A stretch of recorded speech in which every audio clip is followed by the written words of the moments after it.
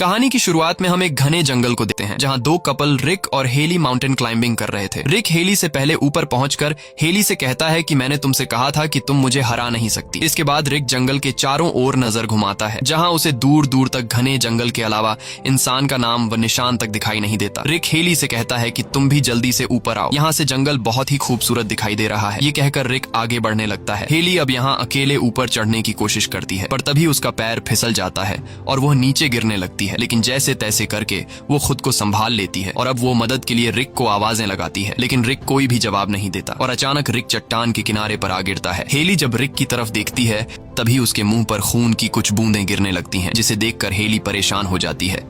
अब वो इस हालात को समझने की कोशिश कर ही रही होती है कि तभी कोई रिक को उठाकर नीचे फेंक देता है और यह देखकर हेली के गले में सांसें अटक जाती हैं। अब हेली जैसे तैसे करके खुद को छुड़ाकर नीचे उतरने की कोशिश करती है पर तभी रस्सी से हेली को कोई ऊपर खींचने लगता है। डर के मारे हेली खुद को बचाने के लिए रस्सी काट देती है जिससे वो सीधा नीचे रिक की बॉडी के पास गिर जाती है। रिक को मरा हुआ देखकर हेली जोर जोर से रोने लगती है। अब वो इस हादसे से अच्छी तरह संभल नहीं पाई थी कि तभी वो देखती है कि ऊपर झाड़ियों से कोई तेजी से उसकी तरफ आ रहा है, जिसे देखकर हेली अपनी जान बचाने के लिए तेजी से अपनी कार की तरफ दौड़ती है, लेकिन भागते भागते उसका पांव एक कांटेदार तार में फंस जाता है जिससे वह नीचे गिर जाती है और तभी हम देखते हैं कि कोई हेली को घसीट कर ले जाता है। अब यहाँ हमें यह पता चलता है कि वेस्ट वर्जीनिया के इस एरिया में बहुत से लोग गायब हो रहे हैं और लोगों का मानना है कि इस जंगल में काफी अजीब से दिखने वाले लोग रहते हैं जो इंसानी मांस खाते हैं और जो कोई भी इस जंगल में आता है वो अजीब से दिखने वाले लोग उसे मार देते हैं। अब अगले सीन में हम सड़क पर एक कार को देखते हैं जिसमें क्रिस नाम का एक आदमी बैठा होता है। क्रिस आज इंटरव्यू के लिए जा रहा था,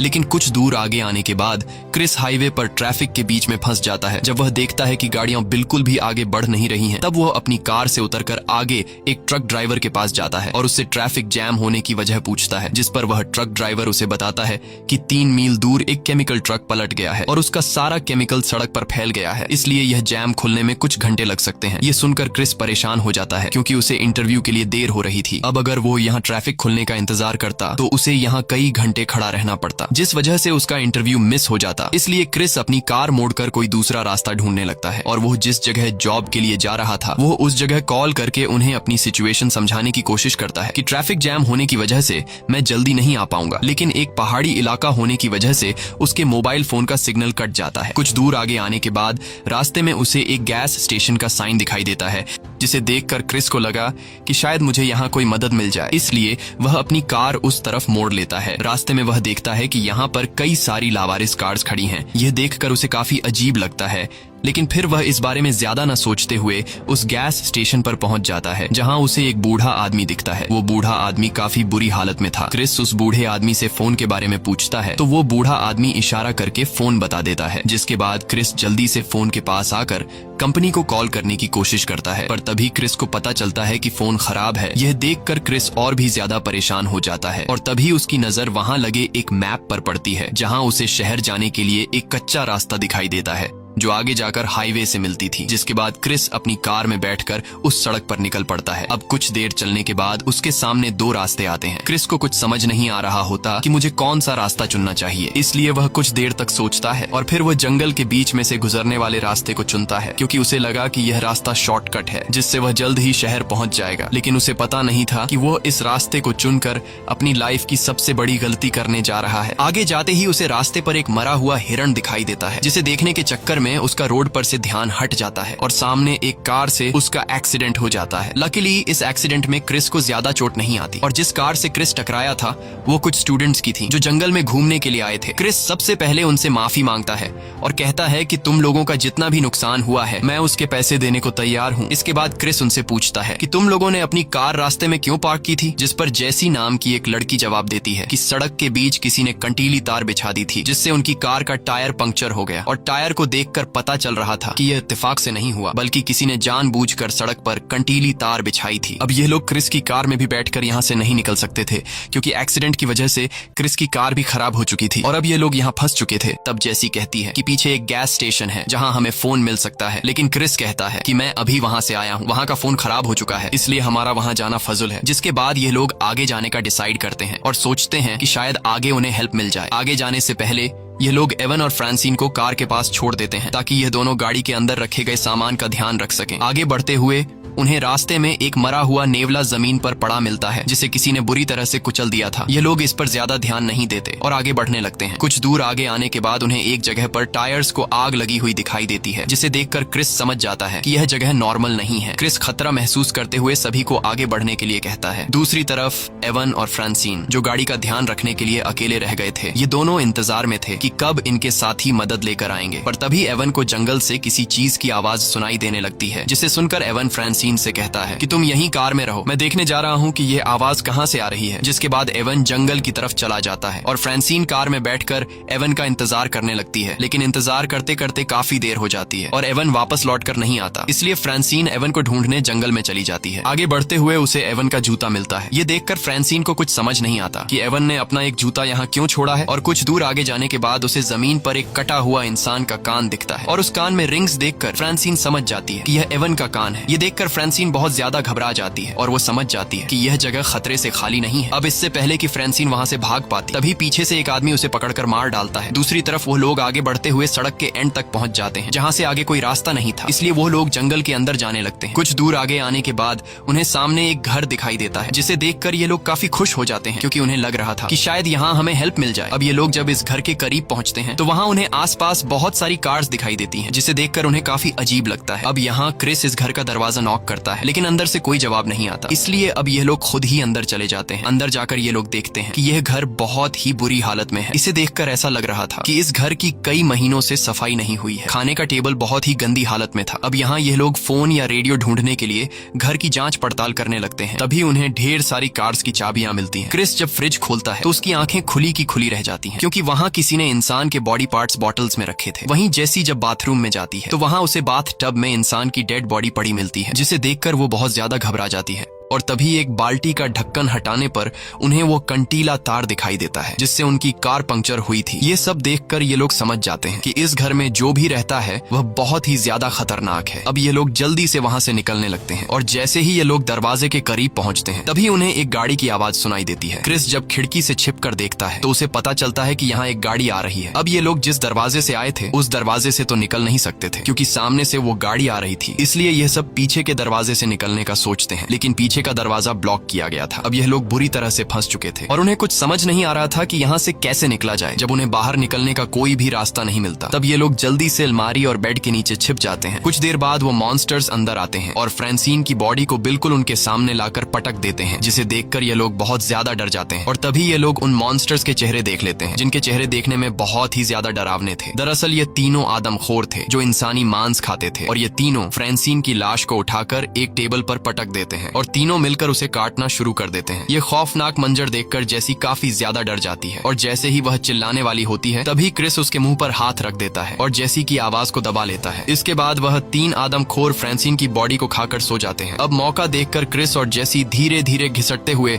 बेड के नीचे से निकलते हैं और इन दोनों को देखकर कार्ली और नताशा भी अलमारी के पीछे से बाहर आ जाते हैं और यह चारों दबे पांव वहां से निकलने लगते हैं। अब तीन लोग तो बाहर निकलने में कामयाब हो जाते हैं, लेकिन आखिर में जैसे ही क्रिस निकलने वाला होता है तभी उसकी हलचल से एक आदमखोर की आंख खुल जाती है और वह क्रिस को देख लेता है। अब क्रिस जब समझ जाता है कि आदमखोर ने मुझे देख लिया है तब वह तेजी से वहां से भागने लगता है। ये चारों दौड़ते हुए जंगल की तरफ जाने लगते हैं, लेकिन अब वह आदमखोर भी गाड़ी में बैठकर उनका पीछा करने लगते हैं। यह लोग भागते भागते एक ऐसी जगह पहुंचते हैं जहां बहुत सारी लावारिस गाड़ियां खड़ी थी। अब यहाँ क्रिस गाड़ी में बैठकर यहाँ से निकलने का सोचता है और जब वह हर एक गाड़ी को स्टार्ट करने की कोशिश करता है तो वहाँ मौजूद सभी गाड़ियां खराब थी। अब ये लोग सोच ही रहे होते हैं कि यहाँ से कैसे निकला जाए कि तभी वहाँ आदमखोर अपनी गाड़ी में पहुंच जाते हैं, जिसे देखकर यह लोग गाड़ियों के पीछे छिप जाते हैं। लेकिन उन आदमखोरों को पहले से पता था कि वह लोग गाड़ियों के पीछे छिपे हैं, इसलिए यह तीन आदमखोर उनकी तरफ बढ़ने लगते हैं। अब यहाँ क्रिस के दिमाग में एक आइडिया आता है। वह अपने साथियों से कहता है कि मैं यहाँ से भागकर उनका ध्यान भटकाऊंगा और जब वह लोग मेरे पीछे लग जाएं तब तुम लोग उनकी गाड़ी चुरा लेना। अब प्लान के मुताबिक क्रिस चिल्लाते हुए उनका ध्यान अपनी तरफ करता है और सीधा जंगल की तरफ भागने लगता है, लेकिन तभी एक आदमखोर सीधा उसके पैर पर शूट कर देता है, जिससे क्रिस नीचे गिर जाता है। अब वह आदमखोर क्रिस को मारने के लिए आगे बढ़ते हैं। तब कार्ली क्रिस की जान बचाने के लिए दूसरी तरफ भागने लगता है, जिससे आदमखोर उसे देख लेते हैं और अब आदमखोर कार्ली के पीछे लग जाते हैं। मौके का फायदा उठाते हुए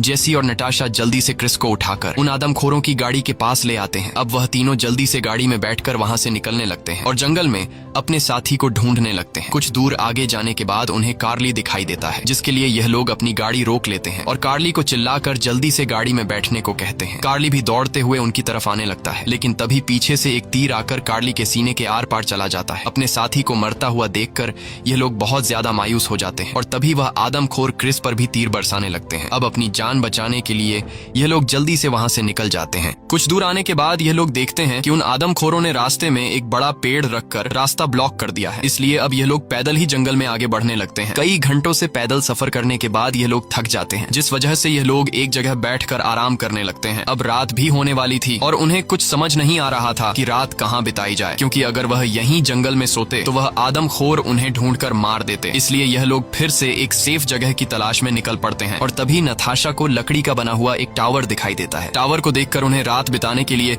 एक सेफ जगह मिल जाती है। इसके बाद यह लोग उस पर चढ़ जाते हैं। ऊपर टावर से जब वह देखते हैं तो उन्हें चारों तरफ दूर दूर तक जंगल दिखाई देता है। टावर की जांच पड़ताल करने पर इन्हें एक फ्रस्ट्रेटेड किट मिल जाती है, जिससे नताशा क्रिस के पैर में पट्टी कर देती है। वहीं उन्हें एक रेडियो भी मिलता है, जिससे ऑन करके यह लोग बाहर की दुनिया से कांटेक्ट करने की कोशिश करते हैं, पर उन्हें कोई भी जवाब नहीं मिलता। इस बीच क्रिस देखता है कि वह तीन आदमखोर उन्हें ढूंढते हुए टावर के पास पहुंच गए हैं। उन्हें देखकर यह लोग चुपचाप बैठ जाते हैं और उनके जाने का इंतजार करते हैं, पर तभी कोई रेडियो पर उन्हें जवाब देता है, जिसकी आवाज नीचे मौजूद तीन आदमखोर सुन लेते हैं और वह समझ जाते हैं कि यह लोग ऊपर टावर में छिपे हैं। जिसके बाद आदमखोर ऊपर टावर पर चढ़ने लगते हैं। अब अपनी जान बचाने के लिए क्रिस टावर में अंदर आने का रास्ता ब्लॉक कर देता है। अब कुछ देर तक शांति हो जाती है और उन्हें लगने लगता है कि शायद आदमखोर यहाँ से चले गए, पर तभी इनके टावर में धुआं होने लगता है, जिससे उन्हें पता चलता है कि उन आदमखोरों ने टावर को आग लगा दी है। अब यह लोग बुरी तरह से फंस चुके थे और उन्हें अपनी मौत दिखाई देने लगती है। क्रिस कहता है कि अगर हम यहाँ रहे तो आग में जलकर मारे जाएंगे, इसलिए क्यों न सामने के पेड़ पर कूदकर अपनी जान बचाने की कोशिश की जाए। अब यहाँ क्रिस सबसे पहले टावर से सामने के पेड़ पर कूद जाता है और पेड़ की एक टहनी को पकड़कर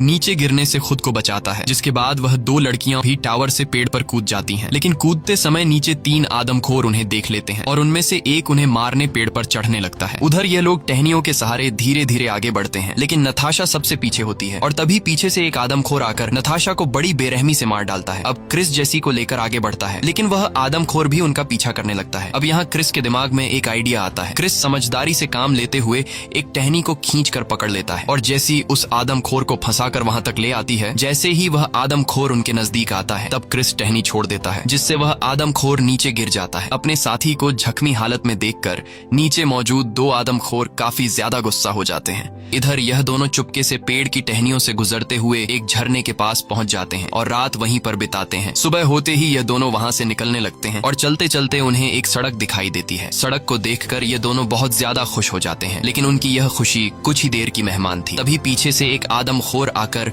क्रिस पर हमला कर देता है, जिससे क्रिस ढलान से नीचे लुढ़कने लगता है और वह आदमखोर जेसी को पकड़कर अपने साथ ले जाता है। तभी क्रिस को रोड पर पुलिस की कार दिखाई देती है, जिसे देखकर क्रिस जल्दी से पुलिस की गाड़ी के सामने पहुंचता है। दरअसल रात को जब रेडियो से उन्होंने मदद मांगी थी, तब उस पुलिस वाले ने उनकी मदद का सिग्नल सुन लिया था, इसलिए वह उन्हें बचाने के लिए आया था। अब इससे पहले कि क्रिस उस पुलिस वाले को सब कुछ बता पाता, तभी पीछे से एक तीर आकर पुलिस की आंख फोड़ देता है। ये देखकर क्रिस बहुत ज्यादा घबरा जाता है और वह जल्दी से उसी पुलिस की गाड़ी में बैठकर वहां से निकलने लगता है, लेकिन कार की चाबी पुलिस के पास थी। अब क्रिस उस पुलिस वाले की जेब से चाबी निकाल नहीं सकता था, क्योंकि वह आदमखोर क्रिस के काफी करीब आ चुका था। इसलिए क्रिस खुद को बचाते हुए झाड़ियों के पीछे छिप जाता है और तभी वह आदमखोर पुलिस की लाश को उठाकर गाड़ी में डाल देता है और जैसे ही वह गाड़ी को स्टार्ट कर वहां से जाने वाला होता है, तभी क्रिस जल्दी से उसकी कार के नीचे आकर कार को कसकर पकड़ लेता है, जिसके बाद आदमखोर कार को अपने घर की तरफ ले जाने लगता है। वहीं उन्होंने जेसी को घर पर बांध रखा था और अब यह लोग जेसी को जिंदा पकाने वाले थे। तभी बाहर वह दूसरा आदमखोर भी आ जाता है, जिसके गाड़ी के नीचे क्रिस छिपा हुआ था। वह आदमखोर उस मरे हुए पुलिस की बॉडी को उठाकर घर के अंदर ले जाता है और ये लोग उस पुलिस की बॉडी को काट कर उसके टुकड़े बना लेते हैं। इसके बाद एक आदमखोर चाकू उठाकर जेसी को मारने के लिए आता है और तभी क्रिस उनके दरवाजे पर आग लगा देता है और जैसे ही वह आदमखोर दरवाजे की तरफ जाता है, तब क्रिस फुल स्पीड से कार घर के अंदर घुसाकर उस आदमखोर को कुचल देता है। इसके बाद क्रिस दूसरे आदमखोर पर हमला करके उसे भी बुरी तरह घायल कर देता है और जल्दी से जेसी को आजाद करने लगता है। लेकिन तभी पीछे से एक आदमखोर आकर क्रिस को उठाकर पटक देता है और एक कुल्हाड़ी से क्रिस पर जानलेवा हमला करने लगता है। और जैसे ही वह आदमखोर क्रिस को मारने वाला होता है, तभी जेसी हिम्मत जुटाकर एक तीर सीधे उस आदमखोर के सिर के पीछे मारती है, जिससे वह आदमखोर नीचे गिर जाता है। अब ये दोनों जैसे ही घर से बाहर निकलने वाले होते हैं, तभी एक दूसरा आदमखोर क्रिस पर हमला कर देता है। लेकिन अब जेसी भी क्रिस के साथ मिलकर उस आदमखोर से लड़ने लगती है, इसलिए वह आदमखोर उनके सामने कमजोर पड़ जाता है। और तभी जेसी जल्दी से एक कुल्हाड़ी उठाकर उस आदमखोर के सीने पर वार करके उसे नीचे गिरा देती है। और अब जैसे ही यह लोग घर से बाहर निकलने लगते हैं, तभी वही आदमखोर जेसी का पैर पकड़ लेता है। लेकिन जेसी उससे खुद को छुड़ा लेती है और वो दूसरा आदमखोर जिसके सर के पीछे तीर लगा था, वह भी दोबारा उठने लगता है। ये आदमखोर मरने का नाम ही नहीं ले रहे थे। अब क्रिस और जेसी जल्दी से उस घर से बाहर निकल जाते हैं। यहाँ क्रिस के पास बंदूक में सिर्फ एक ही गोली बची होती है, इसलिए क्रिस समझदारी से काम लेते हुए उस पुलिस वाले की कार के पीछे लगी गैस टैंक को शूट कर देता है, जिससे उस पूरे घर में ब्लास्ट हो जाता है और फाइनली उस घर में मौजूद आदमखोर आग में जलकर मारे जाते हैं। इसके बाद क्रिस और जेसी उन्हीं आदमखोरों की गाड़ी में बैठकर वहां से निकल जाते हैं और सीधे उस गैस स्टेशन पर पहुंचते हैं, जहां क्रिस सामने लगे मैप को फाड़ देता है। क्रिस ऐसा इसलिए करता है क्योंकि वह नहीं चाहता था कि इस मैप को फॉलो करते हुए जो कुछ उसके साथ हुआ वह किसी और के साथ न हो और कोई भी दोबारा इस रास्ते पर न जा सके। इसी के साथ ये कहानी खत्म हो जाती।